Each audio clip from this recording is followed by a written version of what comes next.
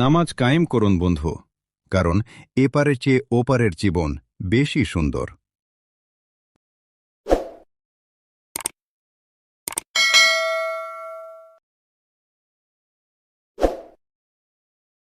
টি-20তে ৬০০ ছক্কার মাইলফলক স্পর্শ বাটলারের।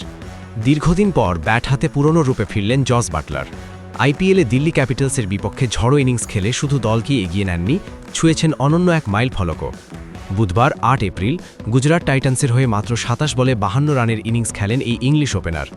৩টি ৪ ও ৫টি ছক্কায় সাজানো ইনিংসটির মধ্য দিয়েই টি-20 ক্রিকেটে ৬০০ ছক্কার ক্লাবে নাম লেখান তিনি।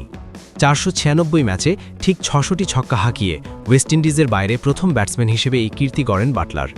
এই তালিকায় শীর্ষে আছেন ক্রিস গেল, যিনি ৪৬৩ ম্যাচে মেরেছেন ১০৫৬টি ছক্কা।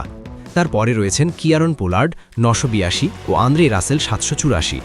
৭১২ ছক্কা নিয়ে তালিকায় আছেন নিকোলাস পুরান। এদিকে টি-20তে ১৪,০০০ রানের মাইল ফলক থেকে মাত্র ৩৯ রান দূরে আছেন বাটলার। এই ক্লাবে ইতোমধ্যে জায়গা করে নিয়েছেন David Warner, Alex Hales, Pollard ও গেইল।